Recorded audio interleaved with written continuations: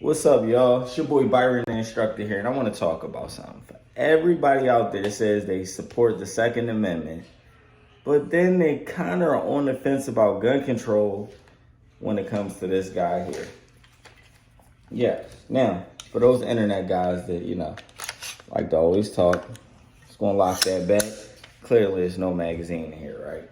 So, unfortunately, this platform has been given a bad rap, and every time something happens, unfortunately, this has been used in a few mass shooting incidents.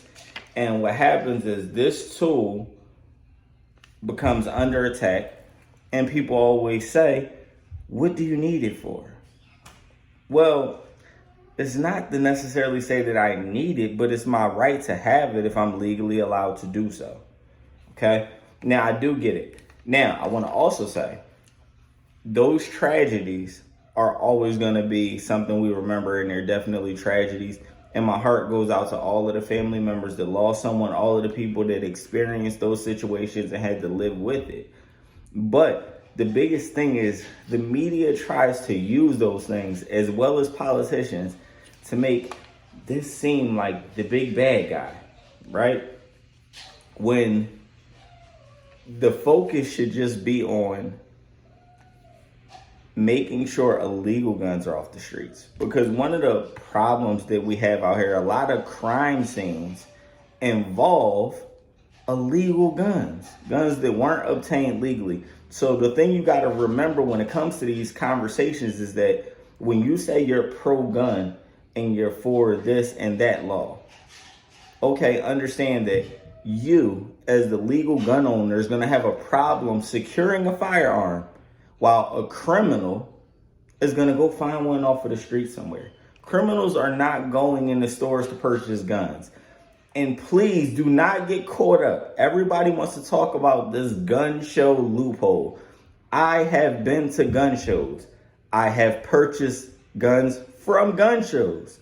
And they take my ID and they run a background check. There's tons of videos on YouTube that you could look up, and you see people doing the same thing. They'll go to a gun show. They'll say, hey, man, here, I got the money. Here you go. And they're like, oh, you got to fill out the paperwork. They'll be like, background check? Nah, I thought I could just buy this and leave. And they're like, no, it doesn't work that way.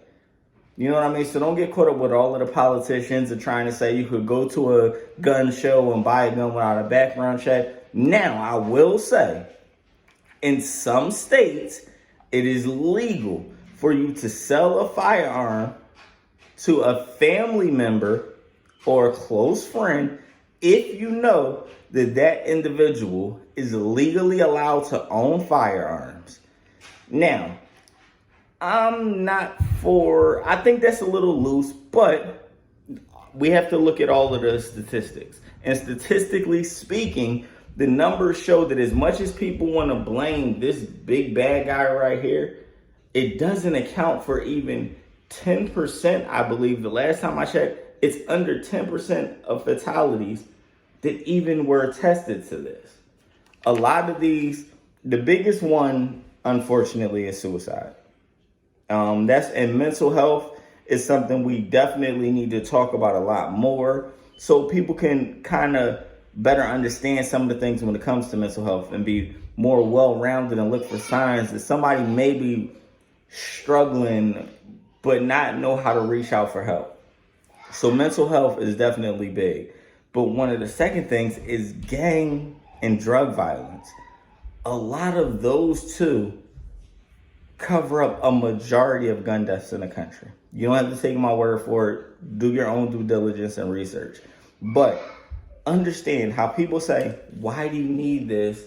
Why do you need a magazine with 30 rounds? And okay, I get it. You hear a ton of people say, oh, the Second Amendment was put in place to prevent, like a tyrannical government, blah, blah, blah.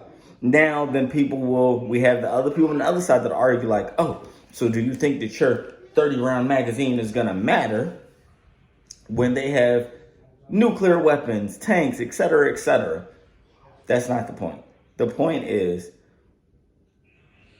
we're allowed to have these tools. And 95% of the people that have these Utilize them properly. Some people actually do hunt with these.